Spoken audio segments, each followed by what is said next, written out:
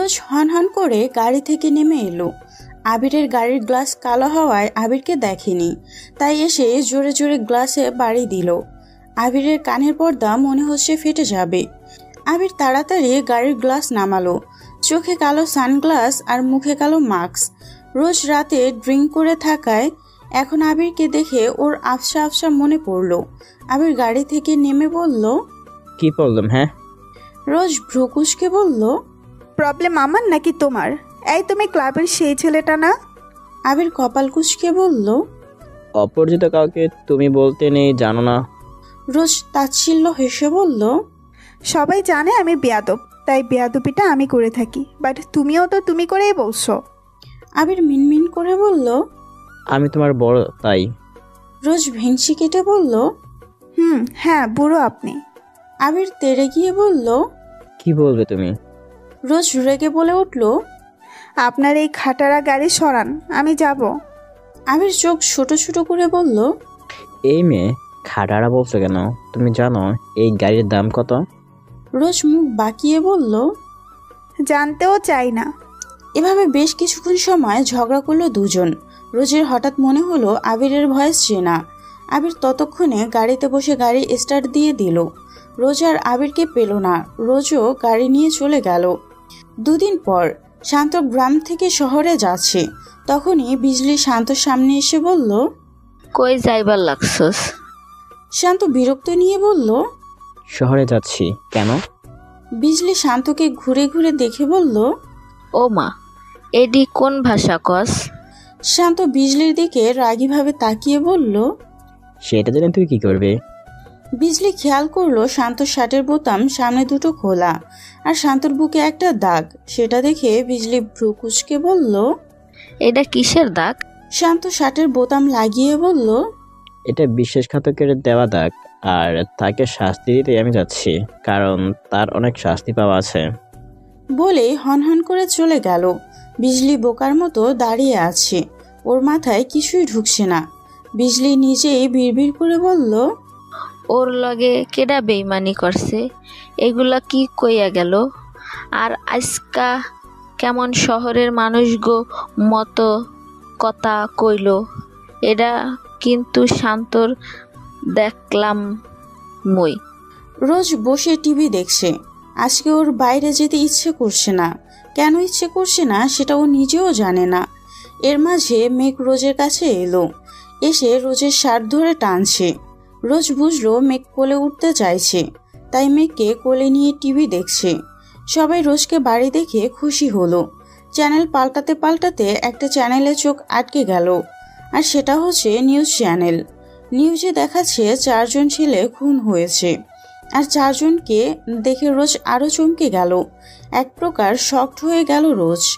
এরা সেই ছেলেগুলো যারা রোজকে টাচ করেছিল, আর তার জন্য রোজ ওদের মেরেছিল। কিন্তু রোজের বোধগম্য হচ্ছে না যে ওদের এত বাজেভাবে কে মারতে পারে। নিউজে এটাও বলল যে 2 বছর আগে ঠিক এভাবেই মাঝে মাঝে মৃত লাশ পাওয়া যেত। এদের মারার স্টাইল আর 2 বছর আগে লাশগুলো মারার স্টাইল সেম। তাহলে কি সেই অজানা মাফিয়া ফিরে এসেছে? রোজের হাত থেকে রিমোট পড়ে গেল। মেঘকে সোফায় বসিয়ে রোজ দাঁড়িয়ে গেল। রোজ মাফিয়া বলতে শুধু শুভ্রকেই চেনে। তাহলে কি শুভ্র ফিরে এসেছে? না না, এটা কিভাবে হতে পারে? 2 বছর পর শুভ্র কোথা থেকে আসবে? কিন্তু আমিও তো জানি যে শুভ্র এভাবেই খুন করে। শুভ্র তো জানতো না যে আমিও জেনে গিয়েছিলাম ও মাফিয়া। আমি নিজের চোখে ওকে খুন করতে দেখেছিলাম। সেদিন ও মরল তার আগের দিন রাতে আমি সবটা জেনেছিলাম। বাট ও কি করে ফিরবে? আর যদি এটা শুভ্র না হয় তো কে? এসব ভেবে রোজ পাগল হয়ে যাবে মনে হচ্ছে। রোজ দৌড়ে রুমে চলে গেল। রাত 11টা বাজে। আবির বের হচ্ছে। তখন আবিরের বাবা বলল, কোথায় যাচ্ছিস? আবির পিছনে তাকালো। আবিরের বাবা আবিরকে দেখে বলল, অফিস থেকে এসে তো তোকে দেখেই নেই। সেভ করলি কখন? আর চুল কালো করলি কখন? আবির মুচকি হেসে বলল, ওসব বুঝবে না ড্যাড, আমি পুরোটাই একটা রহস্য। বলে বাঁকা হেসে চলে গেল। एक हसीना थी, एक दीवाना था, क्या उम्र क्या जमाना था। সেই ব্রিজটার উপর দাঁড়িয়ে কেউ একজন গাইছে সেই গান। পুরো গানটায় গিয়ে মাস্কটা একটানে খুলে ফেললো। এরপর সানগ্লাসটা খুললো, মোবাইলটা বের করে ফ্ল্যাশ অন করে ছবি তুললো, কারণ এখন রাত 12টা বাজে। নিজে ছবি নিজে দেখে হাসলো। এরপর হঠাৎ রেগে গেল। এত পরিমাণ রেগে গিয়েছে যে কপালের আর ঘাড়ের রগ ফুলে গিয়েছে। এক আঙুল কপালে ঘষতে ঘষতে বলল, আমি ফিরে এসেছি জান, নিজের প্রতিশোধ নিতে ফিরে এসেছি। জানি না তোমাকে কতটা শাস্তি দিতে পারবো, কারণ আজ তো তোমাকে ভালোবাসি। তাই তো তোমাকে যারা টাচ করেছে তাদের আমি উপরে পাঠিয়ে দিয়েছি। সে তুমি আমাকে যতই মারতে যাও, তোমার জন্য আমি আমার অস্তিত্ব হারাতে বসেছি। নিজেকে আজকাল চিনতে পারি না যে আমি আসলে কে, শান্ত মাহমুদ নাকি আবির রায়জাদা নাকি শুভ্র চৌধুরী। বাট নো বেব, নিজেকে হারাইনি, বিকজ আই এম শুভ্র চৌধুরী। তোমার জন্য আমি 1 বছর 6 মাস জীবন থেকে হারিয়েছি। গ্রামের গরিব মানুষগুলো আমাকে বাঁচিয়ে তো নিয়েছে, বাট আমার সঠিক চিকিৎসা করতে পারেনি। আর তুমি আমার ভালোবাসা হয়ে আমাকে মারতে চেয়েছ। আমি তোমাকে ক্ষমা করতে পারবো কিনা জানি না, বাট ইয়েস, শাস্তি তো তোমাকে পেতেই হবে। মাই রেড রোজ, এবার আর শান্ত বা আবির না, শুভ্র হয়ে তোমার সামনে আসবো। অনেক হিসেব মেলানোর আছে, অনেক সত্যি আমাকে জানতে হবে। রোদ যে বেঁচে আছে সেটা আমি জানি, আর মেঘ হচ্ছে রোদ আর তামান্নার ছেলে। আর নীরবের সাথেও তোমার কোনো রিলেশন নেই। আমাকে মারতেও চাইলে তুমি, আবার এইভাবে পাল্টেও গেলে হোয়াই? আর আমি ব্রিজ থেকে পড়ে যাওয়ার পর সবাই যখন এটা জানলো যে আমি মৃত, তার 3 দিন পর রোদ কোথা থেকে ফিরে এলো। বাট সবার আগে তুমি শাস্তি পাবে।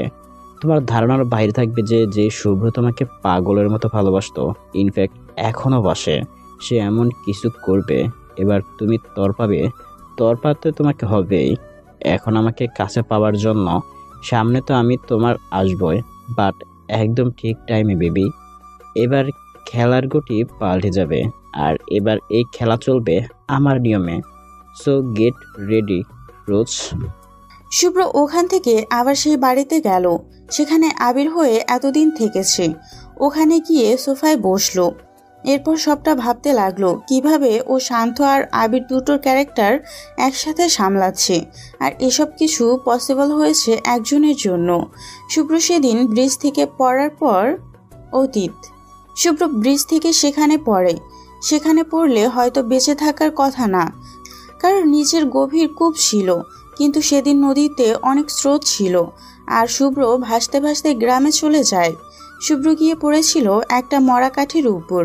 কাঠটা অনেকটা মোটা হওয়াতে শুভ্র ওটাতে থেকে যায়, আর স্রোত বেশি হওয়ায় ভাসিয়ে নিয়ে যায়। আর শহর থেকে এই গ্রামটাও বেশি দূরে না। গ্রামের মানুষ তখন খেতে কাজ করছিল, আর নদীটাও ক্ষেতের পাশ দিয়ে বয়ে চলছে। হঠাৎ একজনের চোখ পড়ে ভেসে যাওয়া শুভ্রর দিকে।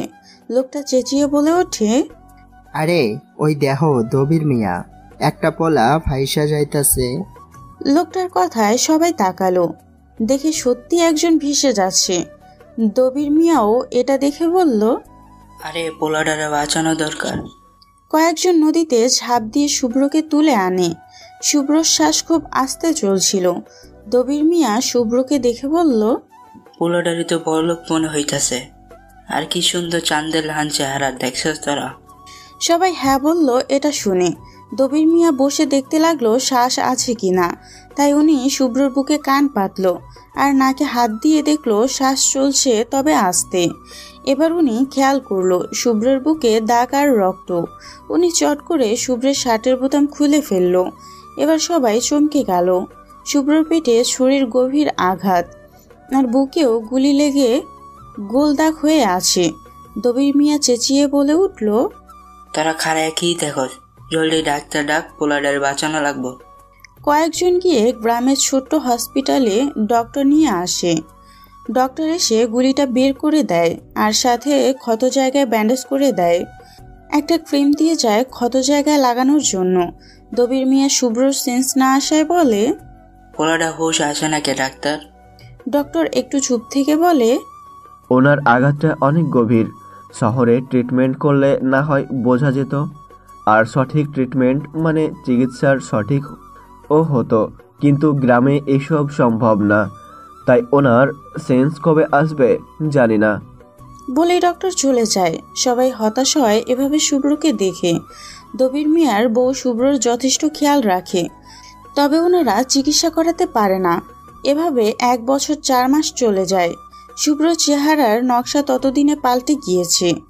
একদিন এই গ্রামের মোড়লের ছেলে আসে গ্রাম দেখতে। উনি এলে আগে দবির মিয়ার বাড়িতে যায়। দবির মিয়ার বাড়িতে শুভ্রকে দেখে অবাক হয়ে বলে, ছেলেটা কে দবির? দবির মিয়া ওনাকে সব বলে। সব শুনে উনি বলে, ওর চিকিৎসা আমি করব। আমি ওকে শহরে নিয়ে যাব, প্রয়োজনে আমি ওকে বিদেশে নিয়ে যাব। দবির মিয়া শুভ্রর মাঝে অন্য কিছু দেখছিল। সবাইকে বলে উনি শুভ্রকে ডিরেক্ট লন্ডনে নিয়ে যায়। শুভ্রর নাম ওখানে বলে আবির রায়জাদা, কারণ ওনার ছেলের নামও আবির ছিল। আবির বিয়ে করে বউ নিয়ে আমেরিকায় চলে গিয়েছে, আর বলে গিয়েছে কোনোদিন ফিরবে না। লন্ডনের সঠিক চিকিৎসা পেয়ে 2 মাস পরই শুভ্রর সেন্স আসে। সেন্স আসার পর ও অবাক হয়ে চারদিকে তাকিয়ে বলে, এটা তো লন্ডন মনে হচ্ছে, আমি এখানে কি করে এলাম? তখনই ডক্টররা আর রাজন রায়জাদা কেবিনে আসে। রাজন রায়জাদা গিয়ে শুভ্রকে জড়িয়ে ধরে বলে, আবির, আমার আবির। শুভ্র ওনাকে সরিয়ে বলে, কে আবির? উনি শুভ্রকে সবকিছু বলে। সব শুনে শুভ্র কিছু বলতে গিয়েও থেমে যায়। কয়েকদিন পর শুভ্রকে উনি বাড়িতে নিয়ে যায়। আয়নায় নিজেকে দেখে অবাক হয় শুভ্র। চেহারার হাল নেই কোনো, মুখ ভর্তি দাড়ি। শুভ্র এটাও জানে না যে 1 বছর 6 মাস পর ওর সেন্স এসেছে। শুভ্র সেই রাতের কথা ভাবতে থাকে, আর এখানে বসে শুভ্র গেম প্ল্যান সাজিয়ে ফেলে। বাংলাদেশে ফিরে আগে সেই গ্রামে যায়। গ্রামের মানুষদের নানাভাবে বুঝিয়ে ওকে শান্ত হতে রাজি করায়, আর গ্রামের ভাষা শিখে নেয়। তবে শুভ্রকে এসব শেখাতে দবির মিয়ার বউয়ের নাকানি চুবানি খেতে হয়েছে। এখানে 15 দিন থেকে এই ভাষা শেখে, আর গ্রামের লোকের কাছে হয়ে যায় শান্ত মাহমুদ। কিছুদিন পর কোথা থেকে বিজলি আসে, তবে শুভ্র রাজন রায়জাদাকে কিছু বলে না। ওনার কাছে আবির হয়ে থাকে, আর মাঝে মাঝে গ্রামে আসে এটা প্রমাণ করতে যে ওই গ্রামের। এই ফাঁকে ও সব ডিটেলসও জেনে নেয়। গত 1 বছর 6 মাস কি হয়েছে, রোজ কিভাবে পাল্টে গিয়েছে সব। আর প্রথম শান্ত হয়ে রোজের সামনে যায়, পরে রকস্টার আবির রায়জাদা হয়ে বর্তমান। শুভ্র সোফায় এভাবে থাকতে থাকতে ওখানেই ঘুমিয়ে পড়ে। আবিরের বাবা রাজন রায়জাদা এসে শুভ্রকে এভাবে দেখে হেসে বলে, দেখো ছেলের কাণ্ড, এভাবেই ঘুমিয়ে পড়েছে। উনি গিয়ে শুভ্রকে ডাকতে থাকে। শুভ্র আলসেমিস ঝেড়ে উঠে বসে বলে, গুড মর্নিং ড্যানি। আবিরের বাবা হেসে বলে, গুড মর্নিং মাই সন। শুভ্র মুচকি হাসে ওনার কথায়। শুভ্র নেক্সট প্ল্যান করে রেখেছে, আর তাই এখনো আবির হয়ে আসে। শুভ্র রুমে গিয়ে ফ্রেশ হয়ে আসে নিচে। এরপর দুজন একসাথে ব্রেকফাস্ট করে। ব্রেকফাস্ট করতে করতে শুভ্র বলে, ড্যানি, আমি লন্ডন যেতে চাই। আবিরের বাবা ভ্রুকুচকে বলে, হঠাৎ যেতে চাইছো? শুভ্র গাল ফুলিয়ে বলে, yes Danny, yes, urgent for me. আবিরের বাবা হেসে বলে, 2 দিন ওয়েট করো। শুভ্র খুশি হয়ে বলে, thank you so much Dan. এরপর ব্রেকফাস্ট শেষ করে রুমে গিয়ে বলে, খেলার গুটি পাল্টে গিয়েছে, এবার শুভ্র চৌধুরী তার আসল চালটা দিবে। রোজ মাত্র ঘুম থেকে উঠল। ঘুম থেকে উঠেই সিগারেট ধরালো। তামান্না এসেছিল রোজকে ডাকতে। রোজের এরকম অবস্থা দেখে বলল, এসব কি রোজ? রোজ তামান্নার দিকে তাকিয়ে বলল, কোন সব? তামান্না রোজের সামনে এসে বলল, ঘুম থেকে উঠেই সিগারেট খেতে হবে? রোজ হেসে বলল, আরে তুই জানিস না? তামান্না ভ্রুকুচকে বলল, কি জানবো?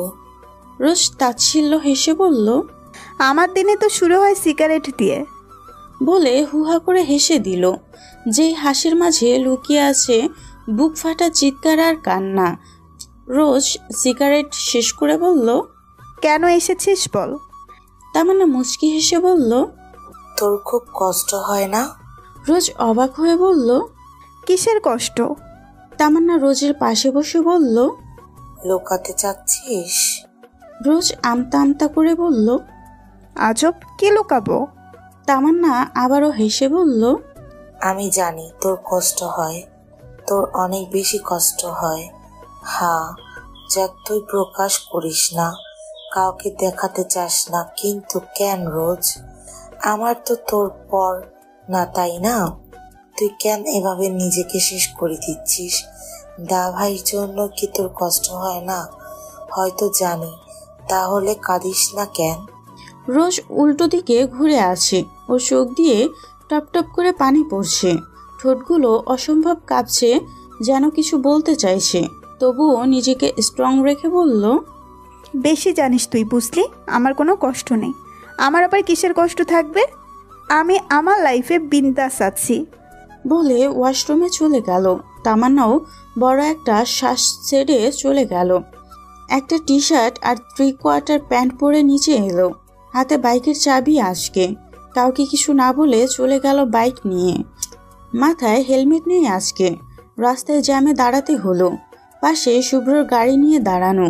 ওর চোখ গেল রোজের দিকে। গাড়ির গ্লাস কালো হওয়ায় ভেতর থেকে সব দেখা গেল, বাইরে থেকে ভেতরের কিছু দেখা যাবে না। রোজকে এভাবে দেখে শুভ্রর রাগী শরীর জ্বলছে। শুভ্র গাড়ির কাছে খুশি দিয়ে বলল, এর শাস্তি তুমি পাবে মিসেস চৌধুরী। জ্যাম ছাড়তে রোজ বাইক নিয়ে চলে গেল। রোজের পেছনে শুভ্রও গেল। আসলে রোজকে ফলো করছে শুভ্র, তবে রোজ বাইক নিয়ে শপিং মলে এলো, তাই শুভ্র সেখান থেকে চলে গেল। রোজ কয়েকটা প্যান্ট আর টি শার্ট কিনলো। হঠাৎ একটা গাউনে ওর চোখ আটকে গেল। সেদিকে মুচকি হেসে যেতে গিয়েও থেমে গেল। একবার নিচের দিকে তাকিয়ে মুখ কালো করে বলল, আমি তো এসব পড়ি না। পেছন থেকে কেউ একজন বলল, তো এখন থেকে পড়ো। রোজ পিছনে তাকিয়ে বলল, এখানেও তুমি? নীরব হেসে বলল, ইয়েস বেবি, আগেও বলেছি। রোজ রেগে বলল, শাট আপ, শুনতে চাইনি। নীরব দাঁত কেলিয়ে বলল, ওকে বেবি। রোজ রেগে গজগজ করতে করতে চলে গেল। নীরব গিয়ে ওই গাউনটা কিনে নিল আর বলল, এটা তোমার পড়তেই হবে। গাউনটা নিয়ে নীরবও চলে গেল। রোজ শপিং মল থেকে বাড়িতে চলে আসে। রাতে ওখান থেকে একটা নীল শার্ট আর কালো প্যান্ট পরে। এরপর ক্লাবের উদ্দেশ্যে বেরিয়ে যায়। ক্লাবে গিয়ে ড্রিঙ্ক করে। আজকে নীরব এখনো আসেনি। শুভ্র আগে থেকে সব ঠিক করে রেখেছে। শুভ্র চোখ দিয়ে ইশারা করতেই একজন ওয়েটার রোজের ড্রিঙ্কে হালকা ড্রাগস মিলিয়ে দিল। রোজ সেটা না দেখে ড্রিঙ্ক নিয়ে ডান্স ফ্লোরে চলে গেল। শুভ্র মুখে মাস্ক লাগিয়ে ডান্স ফ্লোরে এলো। এদিকে রোজ পুরো ড্রিঙ্ক শেষ করে ফেলেছে। একটু পরে রোজের কেমন অদ্ভুত লাগতে শুরু করলো। মাথাটা কেমন যেন ঘুরছে আর সব কিছু কেমন ঝাপসা দেখাচ্ছে। আস্তে আস্তে সেটা তীব্র হতে লাগলো। তখনই শুভ্র গিয়ে রোজকে কোলে তুলে নিল। রোজকে নিয়ে ক্লাবের একটা রুমে চলে এলো। রুমে এসে রোজকে বিছানায় শুয়ে দিল। নিজের মুখ থেকে মাস্কটা খুলে ফেললো।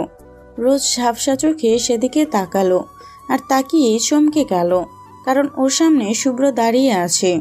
রোজ চোখ ডুলে আবার তাকালো। না, ও ঠিকই দেখেছে। রোজ হেলে দুলে গিয়ে শুভ্রকে জড়িয়ে ধরে বলল, শুভ্র, তুমি বেঁচে আছো? শুভ্র রোজকে টেনে সরিয়ে বলল, আমাকে দেখে খুশি হওনি? রোজ ঢলতে ঢলতে বলল, তুমি শুভ্রর ভূত নও তো? শুভ্র রোজের ঘাড়ে কামড় দিল। রোজ ভ্যা ভ্যা করে কেঁদে বলল, তুমি একটুও ভালোবাসো না আমাকে? শুভ্র মুচকি হেসে বলল, কি বলবো, অনেক বাসি। রোজ শুভ্রকে আবার জড়িয়ে ধরে বলল, তাহলে আমাকে আদর করো। শুভ্র বাঁকা হেসে বলল, পারবো না। রোজ নিজে শুভ্র ঠোঁটে ঠোঁট শুয়ে দিল। শুভ্র এতক্ষণ এটারই অপেক্ষা করছিল। শুভ্র রোজকে নিয়ে বিছানায় গেল। আরও একবার হারিয়ে গেল দুজন দুজনের মাঝে। সকালে রোজের ঘুম ভাঙতে রোজ নিজেকে রুমে পেল। রোজ মাথা ধরে উঠে বসলো। চারিদিকে তাকিয়ে দেখলো এটা ওর রুম, কিন্তু রোজের মনে আছে ও ক্লাবে ছিল, তাই বলল, আমি এখানে কি করে এলাম? তখন তামান্না এসে বলল, আরে তুই বেশি ড্রিঙ্ক করে ফেলেছিস নাকি? তাই ওই নীরব না কি যেন নাম, সেই ভাইয়াটা তোকে দিয়ে গেছে।